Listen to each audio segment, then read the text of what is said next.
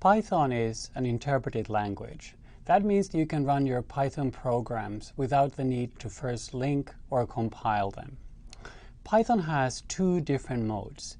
These modes are called the interactive mode and the standard mode.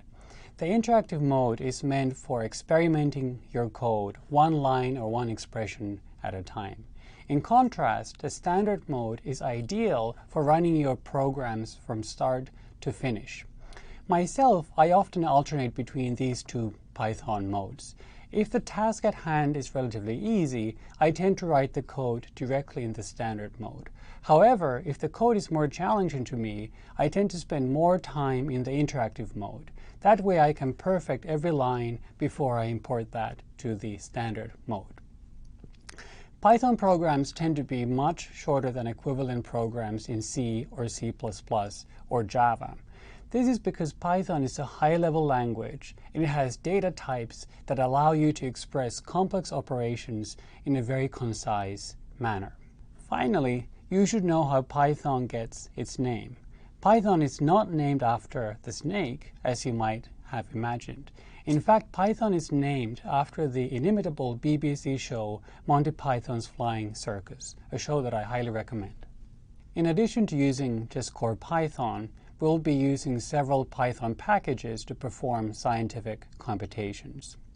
But instead of installing more than 200 packages manually, one at a time, we will be using a Python distribution. A distribution consists of the core Python package and several hundred modules, all working seamlessly together. All of this is available through a single download. There are currently several Python distributions available. The one we will be using in this course is called the Anaconda Python distribution. At the time of recording, this distribution supports almost 300 packages, and new packages are added almost daily. In addition, Anaconda also includes two very useful development environments, which are called Jupyter and Spider. This course will be making extensive use of both of these environments. Questions often come up, should I learn Python 2 or Python 3? And the truth of the matter is, some people like Python 2 better, some people like Python 3 better. A useful place for learning more about the Python 2 versus Python 3 issue is python.org. That website provides an especially concise summary of the situation. According to the website, Python 2 is legacy, whereas Python 3 is the present and future of the language. Python 3 has in fact been around for already several years. Python 3.0 was released in 2008. So are there any downsides to Python 3? Well, there is really only one principal downside, which is that Python 3 is not backwards compatible with Python 2. What that means, if you write your code in Python 3, somebody running Python 2 will not be able to run that code. Here is why we will be using Python 3 in this course.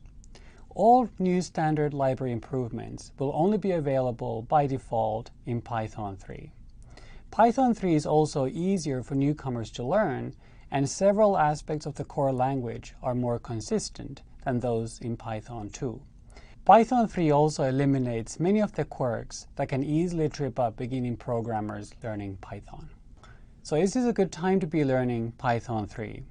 Many of the core Python developers believe that Python 3 became the obvious choice to learn for new projects starting in September 2015.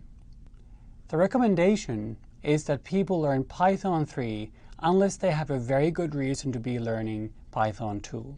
So unless you have that very special reason to learn Python 2, I would like to invite you to learn Python 3 with me, my TAs, and the rest of the HarvardX team.